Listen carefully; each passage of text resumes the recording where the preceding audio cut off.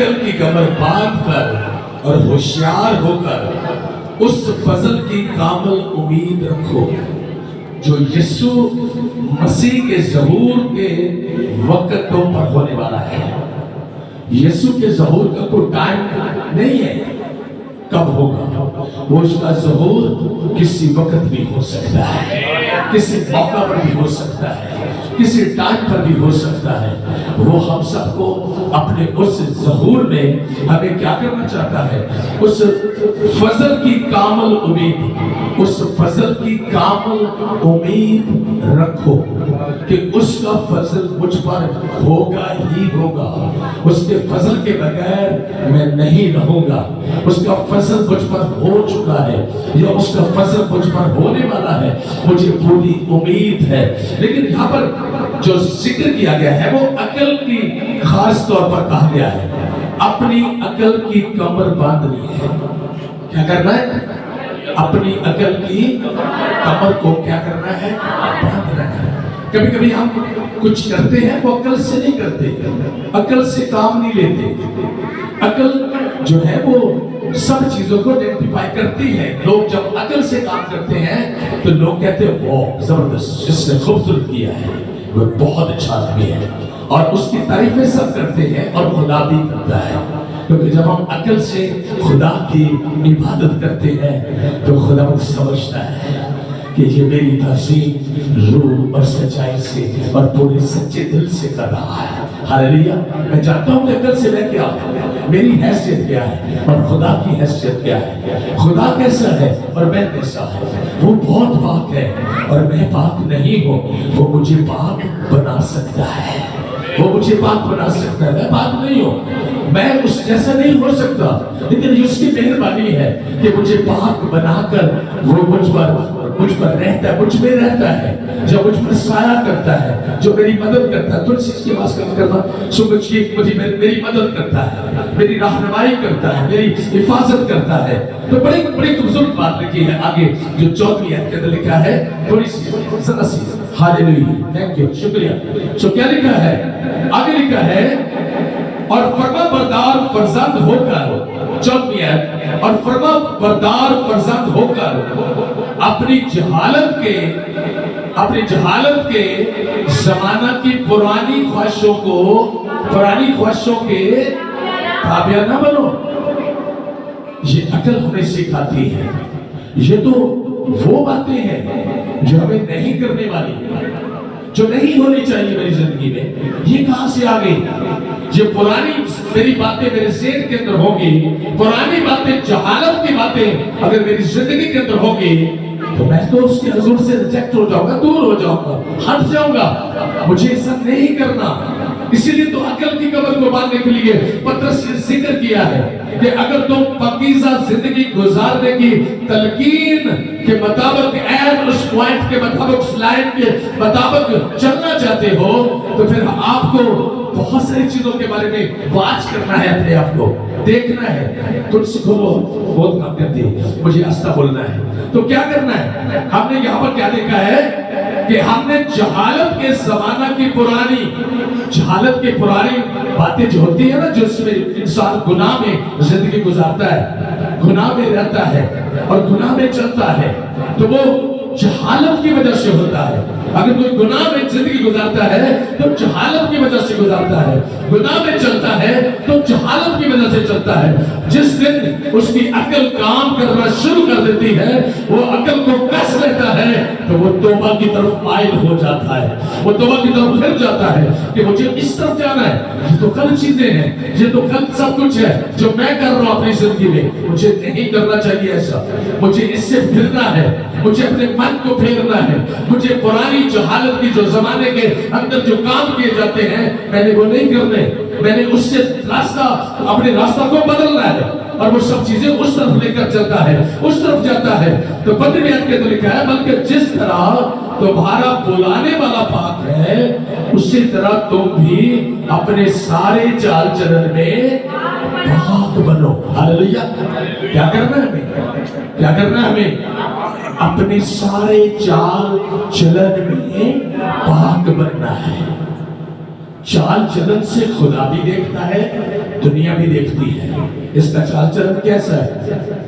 یہ پاکیزہ واقعی پاکیزہ زندگی میں چلتا ہے یا جہالت میں چلتا ہے؟ جہالت کی چیزیں تو اس کے اندر نہیں ہے، ہم نے ان کو غور سے دیکھنا ہے، ان پر عقل سے دیکھنا ہے۔ اسی لیے عقل کی کمر کو باندھ رہے ہیں۔ عقل کی کمر جب باندھ لیں گے تو کوئی ایسا فیکٹر آئے گا تو ہم اس سے الگ ہو جائیں گے۔ ہم کہیں گے نو مجھے ایسے نہیں کرنا، مجھے تو اس طرح سے کرنا ہے، مجھے تو اس طرح سے چلنا ہے، مجھے تو اس طرح سے زندگی گزارنی ہے۔ میری پیاری بہنوں بیٹیوں، ہم نے کبھی بھی ایسا نہیں کرنے کی کوشش کرتے تو پھر ہم ناکام ایسے روحانی لوگ ہوتے ہیں، ناکام پاکیزہ لوگ ہوتے ہیں۔ پاکیزہ لوگ کامیاب ہوتے ہیں جو اپنی کمر کو، عقل کی کمر کو باندھ لیتے ہیں کہ نہیں، مجھے اسی ٹریک پر چلتے رہنا ہے، مجھے اسی کے مطابق چلنا ہے تاکہ میں پاکیزہ بن جاؤں۔ میرا بلانے والا بھاگ ہے جس کے ظہور میں مجھ پر فضل ہوگا، وہ پاک ہے، اور مجھے بھی پاک کیسے بننا ہے؟ مجھے ہر طرح سے اپنے آپ کو روکنا ہے، سارے راستے میں پھونک پھونک کر قدم رکھنا ہے، اور ہر طرح سے مجھے اپنے آپ کو بچا کر چلنا ہے کہ میں کیسے زندگی گزاروں۔ اگر ہم نے پاکیزہ زندگی گزارنی ہے، اگر پاکیزہ زندگی گزارنے کی تلقین کے مطابق چلنا ہے تو پھر ہمیں اپنے آپ پر بہت غور کرنا ہوگا، نہ کہ دنیا پر، لوگوں پر، اپنے آپ پر غور کرنا ہوگا کہ مجھے کیسے زندگی پاکیزہ گزارنی ہے۔ میں آپ کو بتاؤں، خدا تو سب کا خدا ہے، لیکن وہ خاص طور پر مجھے دیکھتا ہے۔ اگر میں اس کے سامنے خدمت کروں، میں اس کے سامنے کام کروں تو میں اس کے سامنے زیادہ امپورٹنٹ ہوں۔ تو میں اپنی زندگی کو دیکھوں، غور کروں کہ میری زندگی کیا ہے، میری زندگی میں کیا کیا اچھی چیزیں ہیں جو خدا کو پسند نہیں ہے، میں وہ نہیں کروں۔ میں اس لیے میری عقل جو ہے وہ مجھے سکھائے گی، بتائے گی کہ یہ کرنا روا ہے اور یہ کرنا روا نہیں ہے۔ ہم نے اس سب چیزوں کو دیکھنا ہے کہ وہ میرا بلانے والا پاک ہے۔ چال چلن کی بار بار بات کیوں ہوتی ہے کہ اپنا پاکیزہ چال چلن اپنا درست کریں، اور ان سب باتوں کے مطابق پرانی خواہشوں کے تابع نہ بنو، بلکہ جس طرح تمہارا بلانے والا پاک ہے اسی طرح تم بھی اپنے سارے چال چلن میں کیا کرو؟ پاک بنو۔ اس کو کسی نے نہیں کرنا، اس کو میں نے خود دیکھنا ہے کہ یہ راستہ میرے لیے درست نہیں ہے، میں نے اس پر نہیں چلتا، میں نے اپنے راستے کو خدا کے کلام کے مطابق ڈھالنا ہے۔ جو خدا مجھے کہتا ہے میں نے اس کے مطابق کرنا ہے، چاہے لوگ کچھ بھی کہیں، میں نے اس کے مطابق کرنا ہے۔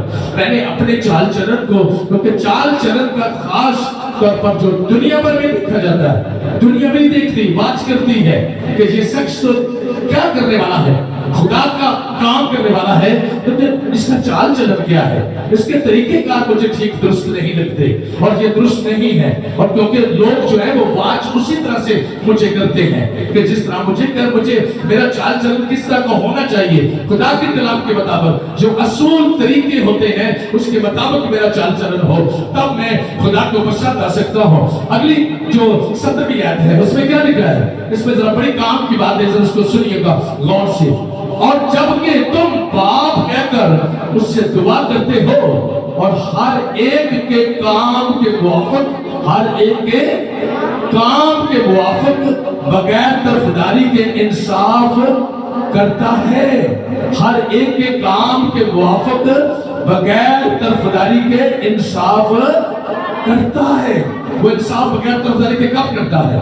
جب ہمارے کام درست ہوتے ہیں، جب ہمارے کام خدا کے کلام کے مطابق ہوتے ہیں، جب ہمارے کاموں کے اندر خدا کی خوشبو ہو، جب ہمارے کاموں کے اندر خدا کے روح القدس کی حضوری کا وہ عنصر پایا جائے، وہ چیز پائی جائے کہ یہ کام جو کچھ کرتا ہے روح میں کرتا ہے، خدا میں کرتا ہے۔ اس لیے تو پولس اور خدا کے حضور میں خدا کے خادم ہمیشہ ان باتوں پر دھیان دیتے ہیں کہ کام یا کلام تم جو کچھ بھی کرو یسوع کے نام سے کرو، اس کے نام کے خاطر کرو، اس کے نام کے وسیلہ سے کرو، تاکہ ہم سب کے کاموں کا بدلہ ہمیں ملے، اس کے کاموں کا بدلہ ملے اور وہ ہمیں اس کا بدلہ دے، اور ہر ایک کے کام کے موافق بغیر طرفداری کے انصاف کرتا ہوتا ہے تو اپنی مسافرت کا زمانہ خوف کے ساتھ گزارو. ہاللیلویا. یہ مسافرت ہے جو ہم زندگی گزار رہے ہیں. یہ مسافرت ہے. یہ مسافر کی طرح زندگی گزار کر ایک دن ہم نے یہاں چلے جانا ہے. یہاں پر مقامی نہیں ہے. کوئی نہیں کہہ سکتا کہ میں 1000 سال زندہ رہوں گا یا میں تو مروں گا نہیں. اس طرح سے نہیں. ہم نے یہاں کو چھوڑ کر زمین کو آسمان پر جانا ہے. جس کے لیے یسوع مسیح نے کہا تھا کہ میں جاتا ہوں تمہارے لیے جگہ تیار کرتا ہوں. ہاللیلویا. وہ ہمیں یہاں سے لے جائے گا. وہ اس نے لے جانے کا وعدہ کیا ہے کہ میں آؤں گا اور تم سب کو اپنے ساتھ لے لوں گا. ہاللیلویا. کیونکہ میرے باپ کے گھر میں بہت سارے مکان ہیں. اگر نہ ہوتے تو میں تم سے کہہ دیتا. اس لیے اس مسافرت کے زمانہ کا ہم نے خوف کے ساتھ وقت گزارنا ہے. اور لکھا کیا ہے؟ کیونکہ تم جانتے ہو کہ تمہارا نکما چال چلن جو باپ دادا سے چلا آتا تھا اس سے تمہاری خلاصی فانی چیزوں یعنی سونے چاندی کے ذریعے سے نہیں ہوئی. ہمارا نکما چال چلن کبھی بھی اس کا کوئی عنصر کو ہماری زندگی کے اندر آئے تو کلام اس کے لیے ہمیں خبردار کرتا ہے.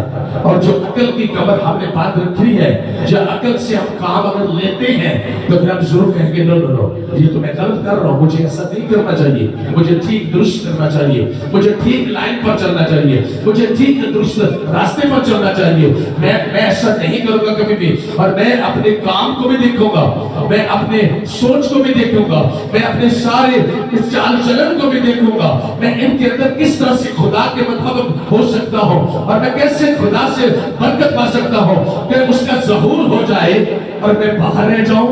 اس کا ظہور ہو جائے کیونکہ خدا کا ظہور کسی وقت اس کی آمد جب ہوتی ہے کسی جماعت میں کسی جگہ پر بھی اس کا ظہور ہو جاتا ہے تو جو لوگ تیار ہوتے ہیں اور اپنی عقل کی قبر باندھ کر تیاری کرتے ہیں خدا کا فضل ان سب پر ہو جاتا ہے. اور وہ خدا کے فضل کے وسیلہ سے خدا کی برکت کو رسیو کر لیتے ہیں اور برکت پا لیتے ہیں. لیکن جو لوگ نہیں سمجھتے ان باتوں کو نہیں جانتے وہ ایسے کی ایسے رہ جاتے ہیں. جیسے کہا جائے کہ آؤ سب دعا کریں تو دعا نہیں کرتے. وہ کھڑے رہتے ہیں ایسے. تو وہ اسی طرح جب خدا کا ظہور ہوگا اس کی آمد ہوگی وہ آئے گا. وہ اپنے لوگوں کو اپنے فضل کو ظاہر کرے گا کہ میں تمہارا خدا ہوں. اور اس کی قدرت کو لوگ دیکھیں گے. اس کے جلال کو دیکھیں گے. اس کی حضوری کو جب دیکھیں گے لوگ تو وہ ایسے ہی ہوتے ہیں. بہت سارے چرچ کے اندر لوگ ہوتے ہیں جن کو نہیں سمجھ آتی. کچھ لوگ ہوتے ہیں جو یہ سمجھتے ہیں کہ میں خدا کی حضوری کو محسوس کر رہا ہوں. لیکن خدا کی حضوری کو کون محسوس کرتا ہے؟ جو اپنے چال چلن کو دیکھتا ہے. جو اپنی عقل کی قبر کو باندھ کر سیدھا چلتا ہے اور وہ خدا کی حضوری کو محسوس کرتا ہے. وہ خدا کے فضل کو دیکھتا ہے. وہ جان لیتا ہے کہ مجھ پر خدا کا فضل ہوا ہے اور وہ اس فضل کے ذریعے سے اس کی گواہی دیتا ہے. اور وہ کھڑا ہوتا ہے. وہ کھڑا ہو کر اس کے نام کی تعظیم کرتا ہے. وہ اس کی ستائش کرتا ہے. خدا تو مجھ پر فضل نہ کرتا تو میں کچھ بھی نہیں تھا. میں گناہ میں تھا. میں دنیا کے اندر جو پرانے زمانہ کی جتنی بھی برائی ہے گناہ ہے بری خواہشیں ہیں دنیا اس میں چل رہی تھی اور میں بھی اسی میں چل رہا تھا. لیکن تیرا شکر ہو کہ تو نے میرا ذہن کھولا اور میں نے اپنی عقل کی قبر کو باندھ لیا اور میں نے کہا نہیں مجھے خدا سے ملنا ہے. مجھے خدا سے ملاقات کرنا ہے. مجھے خدا کو جاننا ہے. مجھے اس سے ملنا ہے. مجھے اس سے ملاقات کر کے اس کی حضوری سے لطف اندوز ہونا ہے تاکہ میں اس سے برکت پاؤں. یہ سب چیزیں اس وقت ہو سکتی ہیں جب ہم اپنا دھیان کریں. اپنے چال چلن کا اپنے کاموں کا دھیان کر کے میں کرتا کیا ہوں. میری ذمہ داری کیا ہے. مجھے کرنا کیا چاہیے. ان سب باتوں کو جب ہم جان جائیں گے آئیے میرے ساتھ نکالیں. آگے چلتے ہیں. تimotheus پہلا تimotheus اس کا 5 باب اس کی 6 آیت کو آج ہم دیکھیں گے. 6 اور 7 آیت کو خدا کے پاک کلام میں سے کیا لکھا ہے. کلام مقدس میں